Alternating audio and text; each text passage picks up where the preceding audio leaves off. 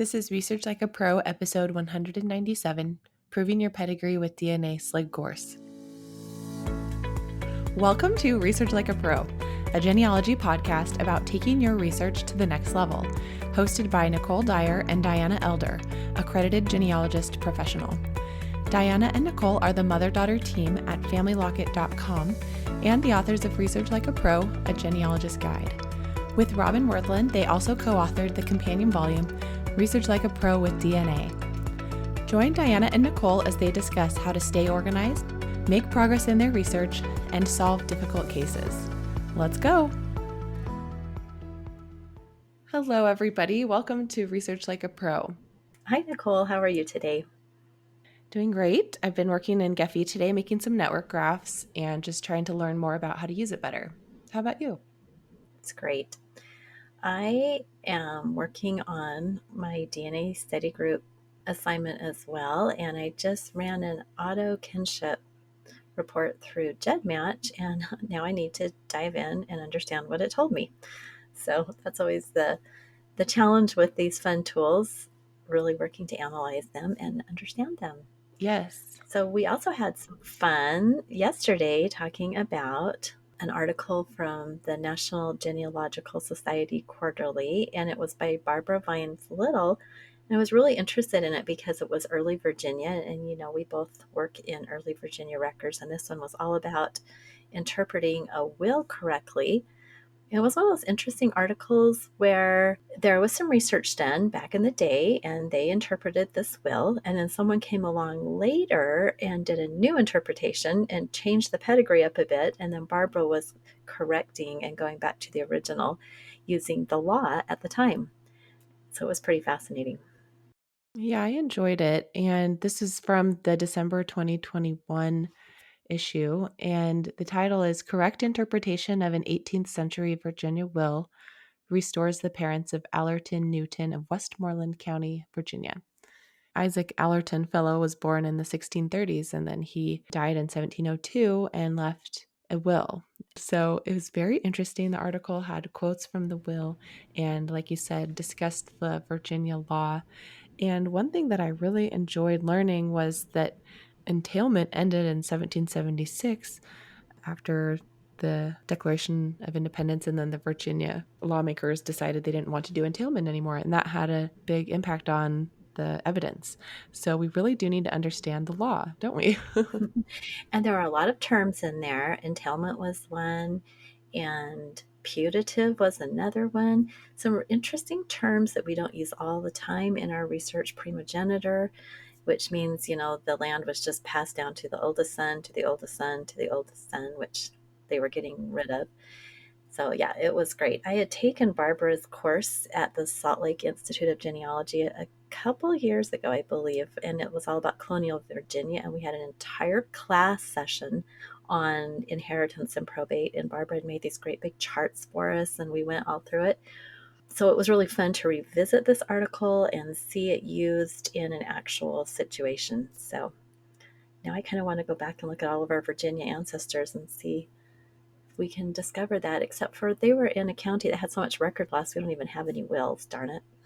And that was the challenge of this article as well, that a lot of the future descendants she wanted to look at the wills for, some of them were missing. She even said in one of the people's cases that he died testate, but the will didn't survive. So how frustrating would that be to know it was there, but you just can't see it?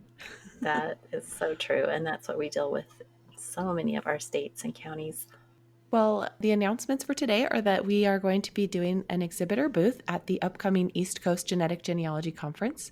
So that's just next week, and it's April 23rd and 24th. We are super excited to attend this virtual conference. It's going to have a lot of well-known speakers that are experts in DNA: Blaine Bettinger, Jim Bartlett, Kitty Cooper, Roberta Estes, Johnny Pearl, Rob Warthen, and so forth. So it looks amazing. So you guys should all come watch if you're learning about using genetic evidence in your research. And of course, we'll also be at NGS, the National Genealogical Society Conference for this year in Sacramento. It's going to be great. It's a virtual conference and an in-person conference, so you can do it either way. We'll have a Family Locket booth there, and Diana's teaching a couple classes. I'm teaching about Airtable, and that's May 24th through the 28th. So we're looking forward to that.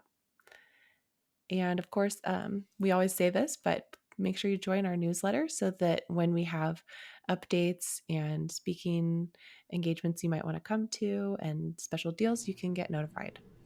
All right, thanks for that, Nicole. Well, today we are excited because we have a guest. We have Deborah Hoffman here with us. Hi, Deborah. Hello. We're so excited to talk to you. Thank you. Let me do a little intro. Deborah A. Hoffman is a professional genealogist specializing in Maryland and German research, owner of Hoffman Genealogical Services, and coordinator of the Maryland course at the Salt Lake Institute of Genealogy. Deborah also is a course member in our Research Like a Pro with DNA course. So we're excited to have her here and learn all about her adventures in genealogy and in DNA. And I think that I first met you at that course at Salt Lake Institute of Genealogy when you coordinated Maryland. When was that? Like 3 years ago? I'm trying to remember what year that was. It was in January of 2020. Okay. Okay. So just 2 years ago. Just seems forever, doesn't it? Before COVID. Right. So tell us a little bit about how you got started in genealogy research. So I became passionate about genealogy at a young age. I was about 10 years old because my paternal grandmother, Ruth Lindenmeyer, would share family stories every week during our Sunday dinners. And she lived about 10 minutes from me, and we would go over there every Sunday, and I would ask her questions, and we're always interested in family history. And so she would tell me all about, what the members of her family that she remembered and things like that. And she also had a family Bible that intrigued me. It was actually my grandfather's family Bible, but he was very reticent to talk about family at all. And so she was the one who would tell me what she knew about them. And it was just fascinating because there was a lot of children that had died young. And so it was just really intriguing to me to learn more. They were lived on the eastern shore of Maryland. And so I thought that was interesting. And then in seventh grade, I had a history class that took us on a research trip to the National Archives in Washington, D.C., back in the day when you had to do censuses with microfilm and just, reel through them. And I was really excited because I was one of the students that found my family in the census. And then I married up being able to get the family stories from my grandmother with actually being able to go find documents and other sources. And so that just sealed me in for being, obsessed with genealogy for the next 40 plus years. That's so fun. You know what? There is something about finding the family in the census. It's such a hook. It really is. And that's what Nicole did some of her original research when she was 16 and found our family, like somebody who'd been eluding us. And that was so fun. So that's awesome that you got to go to the National Archives for a field trip. I'm very jealous. And I'm sure you've been back several times. Yes. So, how did you decide to become professional? So I would never had the intent to become professional. I always thought about back in the 90s, I thought about becoming certified. And so that's something that I'm still working on. It's become a really long journey, more like a marathon. But I never really decided to do professionally until about 2013 when I decided that I really enjoyed working with people and sharing the knowledge I had gained and expertise with others to help them find their families too. And what I have really found is probably been I think I've helped people, but I think for me, it's been more beneficial for me to allow me to investigate and learn about things that I never would have learned about if I had just concentrated on my own family. And so I really enjoy, the ability to help people find their family stories and their family histories. And also, I think it just makes me a better genealogist too, overall. Oh, I can wholeheartedly agree with that. You get into these other families and you find different kinds of records and localities that you wouldn't otherwise. So fun. Do you do mostly projects there in Maryland, in DC, that area, or does your research take you lots of places? Mostly for clients, I do Maryland, and I have delved into some Pennsylvania research as well because the family, started in Maryland but ended up going back into Pennsylvania. So I have done, I've branched out a little bit, but typically my client work is the Maryland or Germans. I haven't gone over to Germany, but I do research in German records, and so I've done that as well. Nice. And then you probably do a lot of on site research at the Maryland Archives and the National Archives. You have so many repositories nearby. Very blessed with the number of repositories that I can dig into. How wonderful. I was thinking back, Deborah, to when I first met you and we were working on the SLIG committee together, Salt Lake Institute of Genealogy, or SLIG. And I was just impressed that you were coordinating the Maryland course and also helping on the committee. It seemed like a lot of time and effort. So I know that you spend a lot of your time where you could be working on certification with volunteering and teaching and helping increasing the knowledge in the genealogical community. So thank you for that. Oh, thank you. So, one of the reasons I thought it would be fun to invite Deborah on the podcast today was because we were both in a course at the Salt Lake Institute of Genealogy regarding DNA. The course is called Proving Your Pedigree with DNA. And this was an offering in the SLIG virtual series in the fall of 2021. And it was coordinated by Karen Stanberry. And I asked Karen, is there somebody in the course that you would recommend to come on our podcast? Because I just thought it was such a neat idea. And I didn't get to do the whole course because I just had the baby and I was just teaching that one class about Airtable at the course. And she recommended Deborah. And I thought, yay, I love Deborah. So this will be really fun. So I'm excited. We're going to ask Deborah all about her takeaways from this course and kind of get an idea of what we can do to apply some of these assignments and takeaways to our own research too. So, Deborah, what was the format of the course and how did it work? So I actually love the format of the course. I've been taking institute courses since 2009. This is the first one that I've taken, and it came about, I think, because of the virtual environment that was necessary because of COVID. But we had a meeting every Friday for about 6 weeks, and then you had time in between to actually work on what you learned. You could work on the homework, you could conduct additional research to fill in gaps if you noticed things that you needed to do. And I really appreciated having the ability as part of each weekly session to meet with experienced, well-known genealogists like Karen Stanberry, Angela McGee, Rebecca Coford, and Tom Jones. They all had some consultation hours during that Friday session in the afternoon that you could take advantage of. So I just felt like it's the ideal, it really allows in an institute setting for students to be able to not only have time to learn about a new topic, but then to have the time to practice it, to see where they might have issues or might not, understand everything that they were taught, and then having the ability to talk to somebody and sit down with somebody and ask them the questions and get back on the right track. So this is probably my favorite format now for taking institute classes. Absolutely. It's so nice to have the extra time for homework. It is, because you never fit it in during the weeks that you're there. And the Right. only downside, I think, is the missing out on some of the social aspects. For sure. Yeah, I really miss the social aspects too. So, what was the purpose of the course? What were you hoping to learn? What was really intriguing to me was to be able to take a line and just kind of focus on that. And I was wanting to learn more about the effective use of DNA in genealogical research. And the purpose of this intermediate course was to apply DNA analysis skills to the documentation of one ancestral line to a second great grandparent couple. And so you were just focusing on the one line and kind of walking through how to do that effectively. And so I really was intrigued with that because I had not done that myself. I had been interested in learning more about DNA. I have your book, Research Like a Pro with DNA, and I just felt like this was a great like methodological class where you could actually take some of what you're learning and apply it. Absolutely. One thing that intrigued me about this course also was that you would have like a running assignment throughout it. And at the end, you would have like a final work product. So tell us what that assignment was and had you had any experience doing that before? So the main assignment for this was to complete a source-cited descending genealogy, including parentage proofs, but incorporating genetic evidence. So I had created a project like this before, but not using the DNA evidence as part of it, including that in the write-up. I wasn't nervous about doing that part of it, but I was wanting to learn more about, like, how do you write up, the DNA evidence? How do you include that? I know there's some terminology now that I think we as genealogists are using more, where in the past, I think we, said the father of this or the mother of this, and now we're quantifying those relationships to include the word biological. So when we can prove that somebody, is related biologically, their parentage, then you can add that the biological father of this. And I think that we're finding that DNA is changing some of the ancestry that we have found in the past because of this attributed parentage that, we may not have known about just looking through documents.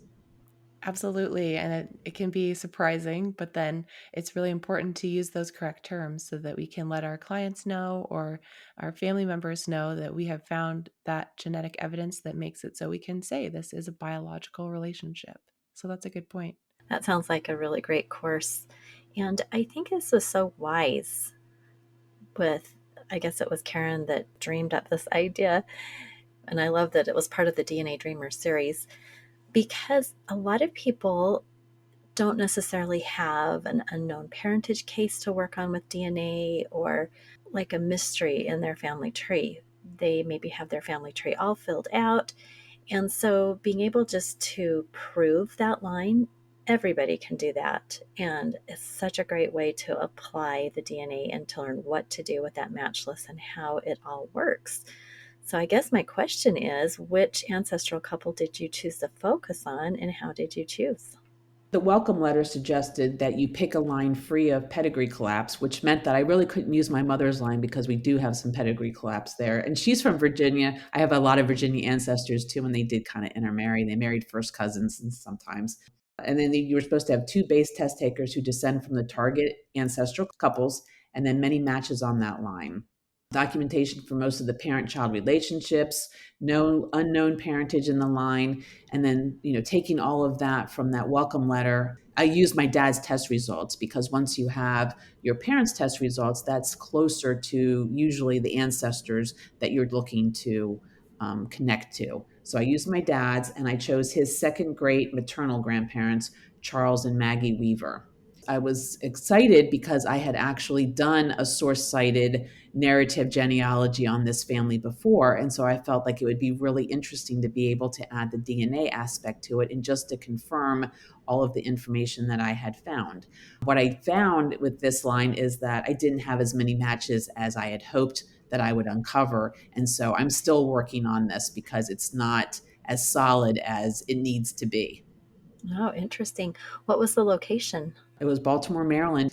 Charles was the first generation born in the United States. He was one of many siblings. So I was really surprised that I didn't have more hits. I thought that I would have more hits. And unfortunately, my mom's side has lots of hits, but my dad's side, not so much. My dad is mostly German. So there are a lot more, I think, issues around that with, immigration and maybe just not as many people taking tests. Yes, we see that in our client work with clients that have got more recent ancestry as opposed to the colonial ancestry that goes way back. It makes a big difference with the matches. And I think it's interesting that you thought you'd have plenty because there were so many children. But we also see this that sometimes in families it just becomes this thing that everybody in the family tests, and then other families nobody tests. So it's so random. Right. So they were German. Right. Very interesting. So, one of our researchers, Heidi Mathis, she wrote a series about 19th century German immigration, and she also found the same thing with her dad's results that they had immigrated in that time period from Germany, and she didn't have hardly any DNA matches from that side of the family. And she kind of hypothesized that it was because they had just not been in the United States as long as some of our more distant ancestors. And especially with like Ancestry and some of those bigger databases, most of the test takers are Americans. And so a lot of the people in Europe are not taking DNA tests for privacy issues. And anyway, it's interesting to hear, her hypothesis was kind of true for you as well, as far as finding matches from those more recent German immigrants. Right. My dad's side did do a Y-DNA test with family tree DNA, and I have found no matches for him, even at the 25 marker. None. Wow. Yes, I know. It's really interesting. He doesn't have any. So so his line may be a little bit more challenging, I'm finding, to add the DNA component to my research. That's so fascinating. You have one of those unique Y lines that not a lot of people have tested. One of the first writing assignments for the Proving Your Pedigree course was to write that source cited descending genealogy, but not the whole thing all at once, but to just get started with taking the line back from your base test taker, which was your dad, and then going back each generation to those second great grandparents. So, how did that work? It sounds like you already had the documentation ready. I did. So I had completed a significant amount of research on this line. I had used Family Tree Maker, like version 16 or whatever, and I had done a source cited narrative genealogy on it. But now I found that to do this course, I really wanted to like redo it. So I ended up taking it and starting over again. I had done more research since I had originally published that back in like I think the 1990s. And so I thought, well, this will be a really good time to be able to take that additional research and incorporate it. And so I basically started over writing that source cited genealogy. And so it was good because I had a lot of information already. So I really didn't feel like I had to go back and do a lot of research. But it did take some time to, put it all together again. That's neat. So you had a lot of things done, but then you kind of got the chance to really focus on writing and how to write things instead of focusing on finding all of the pieces to put into it. Right. So part of the course was this word template for writing a genealogy style narrative. So Brent Chadwick was one of the instructors, and he has these Microsoft Word macro enabled templates, and he made a special one just for this course, kind of fitting the style that Karen had imagined would be really helpful. So how did that go? Did you use that and did you like it? I did use it, and I really do like it. I think it helps save time as far as being able to add information later. And you don't, I think it's easy to make mistakes if you're manually changing numbers and manually, tabbing and things like that. So his macro enabled document, once you get used to using it, I will say there is a learning curve to it, but I really enjoyed doing it. And he gave really great instructions for how to go through the different steps. And so once I got into the groove, I really did like it because I think, a lot of times when we're doing research, we have 9 kids and then we find that 10th kid and we have to add that child in. And so this makes it so much easier to do that without really having to, renumber everything. No one wants to go back and renumber all of those numbers, especially when you're using the NGSQ where everybody gets a number. And so Right. I really did. I was really thrilled with it. And that was part of the other part. That and Airtable were both technology that I wanted to learn more about and be able to get better at using. I'm so glad that Airtable was helpful, and that's great that the Brent Chadwick template was good as well. And if anyone isn't sure what we're talking about as far as numbering and NGSQ numbering, I'll put a link in the show notes about it. There's the register style is another common style for numbering, but basically when you're writing a document with a lot of people in it and it's not that visual of a tree, you have to have some way of keeping track of who's who and where do they belong in the descending genealogy. And so that's what the numbers are for. So that's great that the macro enabled template was helpful for keeping that numbering system all straight without you having to redo the numbers. Yeah, I would love to learn how to use that template because I have never done one of the either the NGSQ or the register style type narratives, and it was certainly would be nice to have something to make that a little bit easier. So I love it when there's technology that we can learn to help us. So thanks for sharing about that. Thank you. So, one of the other things that you had to do was a personal pedigree evaluation, which was figuring out how many generations of your tree are complete. And did you learn something surprising, or was it what you thought it would be when you did that?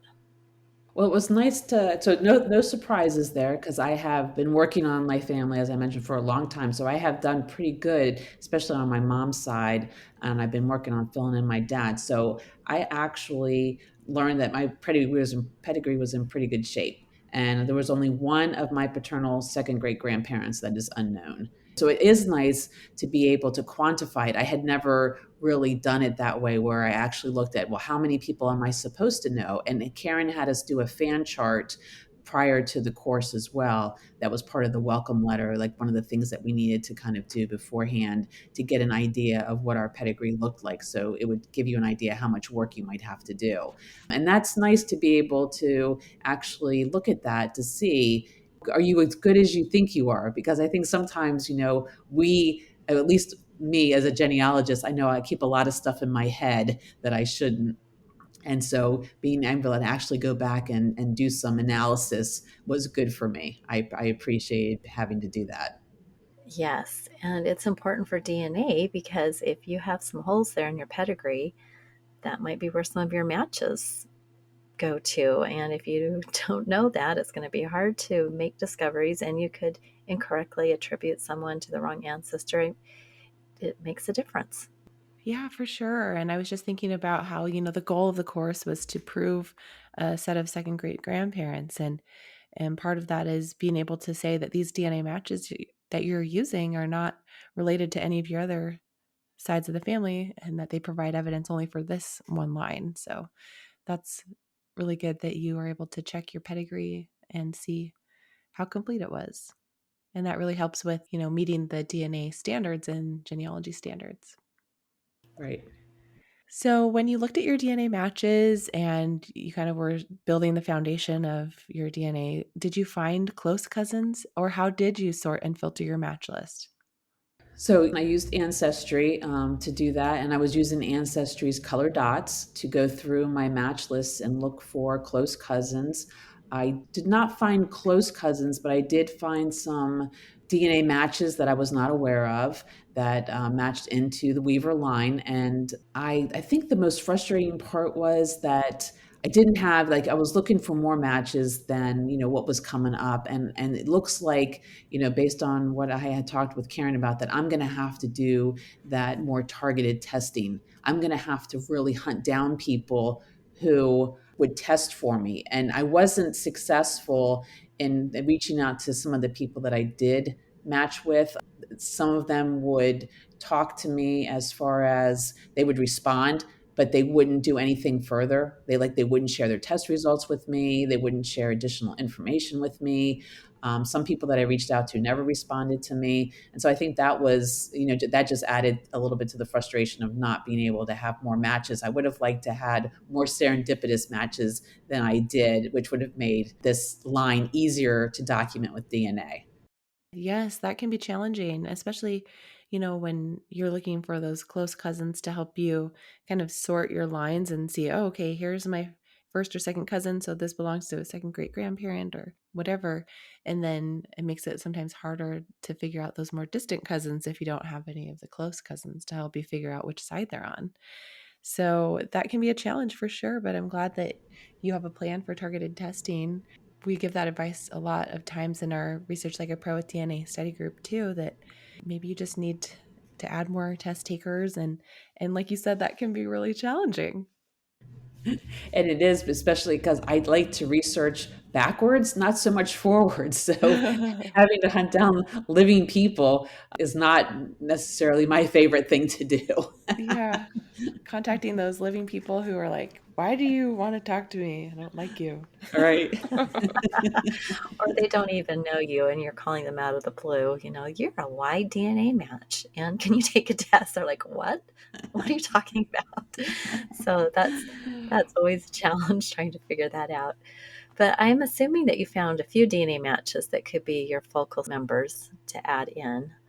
Yes. And I had tested my aunt on family tree DNA, and she's also on 23andMe. She had not tested on Ancestry. And so taking this course made me realize that, I need to get her to test on Ancestry too. So I did close that loophole and got her tested. My dad only has his one sister. So I needed to do some additional, like, shoring up just the family members that I had already tested, because sometimes we think we have enough tests, or we don't want to, at least for me, sometimes I feel like, when I have people tested in two different places, asking them to take another test, they don't always understand why it's important to have so many tests out there. Mhm. And it is. And, but I try to explain it to them. So this gave me the opportunity to do that.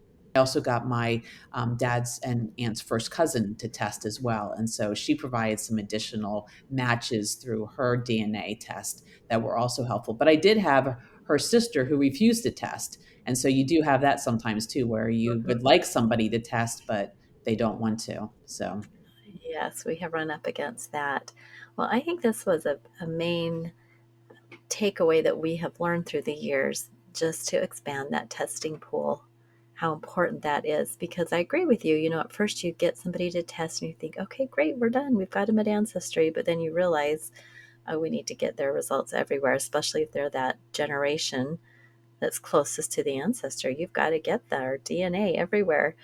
So, so important. Well, I'm glad you were able to get your aunt and the additional cousin. So, good job. That would probably was worth it, just getting that figured out. I agree. I love it when you have a close cousin who is tested, and your point about getting your aunt in ancestry is really relevant. And I found a lot of people, especially some of our clients, don't know that ancestry DNA has the largest database, and that's really the place to start when looking for your cousin matches. Not only because they have the biggest database, but because they have so many trees attached to DNA results that it just is so much faster to find the common ancestor there. Right. And I think, too, one point that Karen made during the course as well that I hadn't really understood was each of the different testing companies have different tools. And so Ancestry doesn't provide some of the chromosome mapping information that we need to do that, while Heritage does, or 23andMe and Family Tree DNA does. So it really is important to try to get the information in as many places as possible, because some of the tools are different and we have to learn how to maximize the information that we're getting from DNA so that we can make the best use of it. Right. It just reminds me of digging through all of our documentary evidence and looking for these minute details and probate receipts and things like that to piece together families. And we do the same thing with DNA. We're just trying to get every little piece of evidence we can from each different place where we can get it. Right. So, when the course was all over, how did you feel about your work product, your descending genealogy? And you mentioned you're still working on it. So, maybe give us an update. Yeah, I am still working on it. I was really excited. I didn't get as much done as I was hoping to, but I felt really good about what I learned in the class, the methodologies that I learned. I learned a lot about how to effectively research living people, which is not my core competency. I like researching dead people, but having to learn how to do that effectively and to be able to incorporate DNA research going forward successfully, I really appreciated that.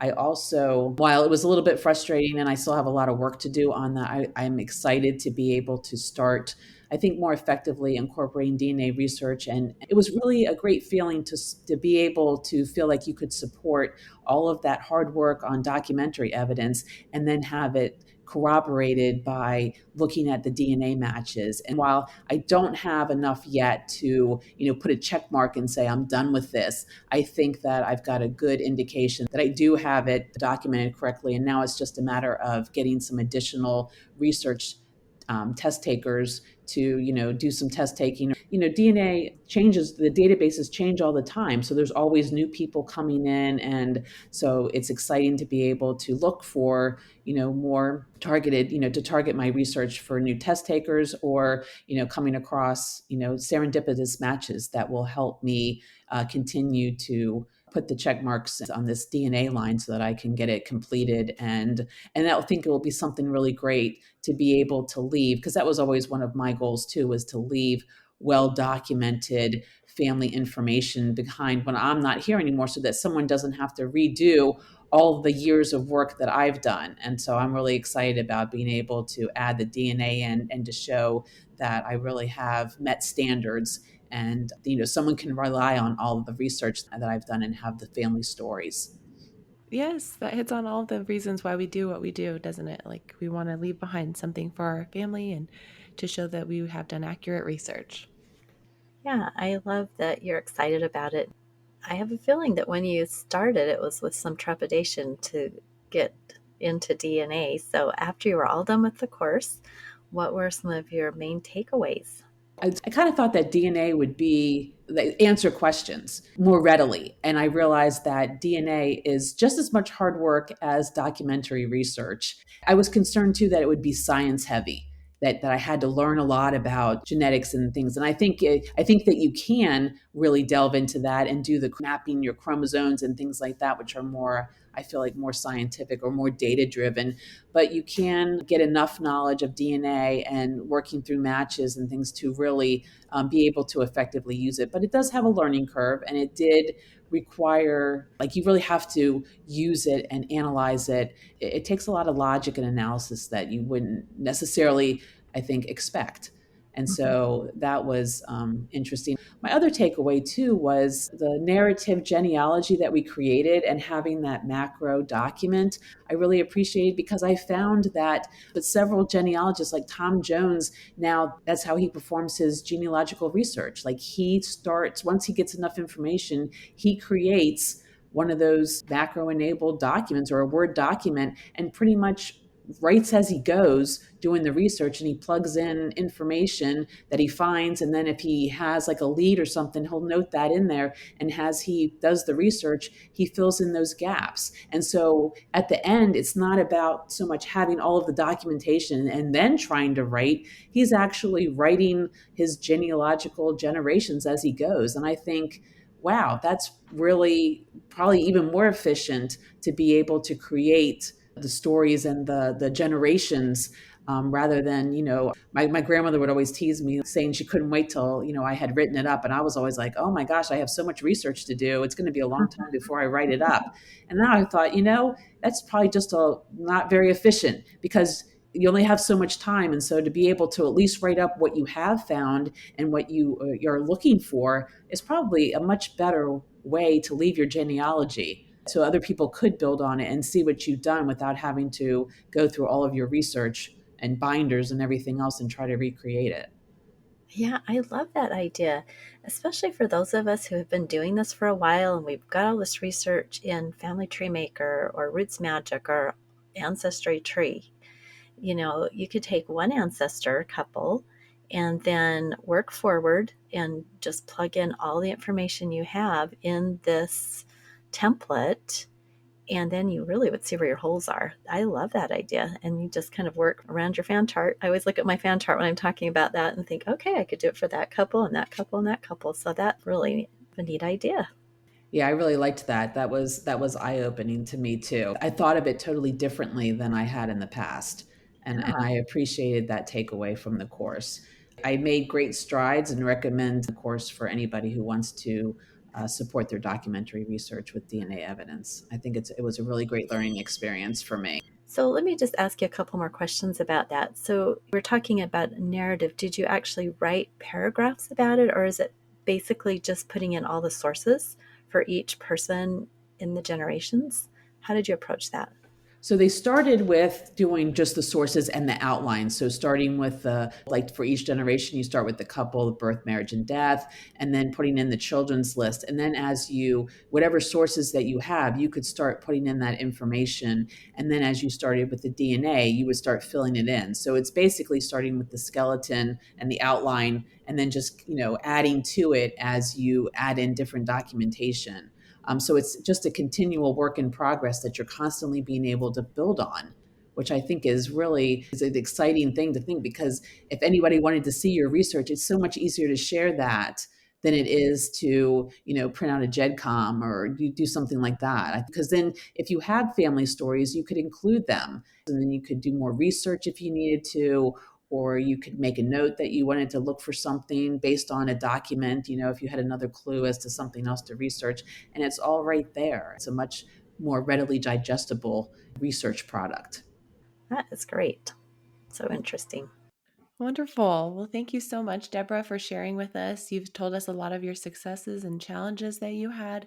Are there any final words you want to share with us about the course, or you have already recommended it? And it is going to be available this fall 2022 again. So that is an option for the listeners to go ahead and sign up. Thank you. Yeah, and I want to thank you both for having me on the podcast today. I'm always excited to talk about genealogy, and I really appreciate not only the knowledge that you share with all of us with your books and with your e-courses and with the study groups. I'm looking forward to being a part of the DNA one in the future. And also like the institutes with SLIG and with the coordinators that work so hard to share their knowledge and expertise with us so that we can all become better genealogists and all learn from each other and be successful. And so I just really appreciate all of your efforts and your time. And I appreciate the opportunity to talk about this great course. And I hope that others will have an opportunity to take it as well. I think it was really beneficial, and I'm looking forward to continue building on my DNA expertise and finishing some more of those, other lines in my genealogy. Wonderful. Thank you so much, Deborah. And we hope everyone listening enjoyed this discussion today. And you can go to the Salt Lake Institute of Genealogy website to learn more. Have a great day, everybody. Thank you, Deborah. Bye-bye, everyone. Thank you. Thank you for listening. We hope that something you heard today will help you make progress in your research. If you want to learn more, purchase our books, Research Like a Pro and Research Like a Pro with DNA on Amazon.com and other booksellers. You can also register for our online courses or study groups of the same names. Learn more at familylocket.com/services. To share your progress and ask questions, join our private Facebook group by sending us your book receipt or joining our courses. To get updates in your email inbox each Monday, subscribe to our newsletter at familylocket.com/newsletter. Please subscribe, rate, and review our podcast. We read each review and are so thankful for them. We hope you'll start now to research like a pro.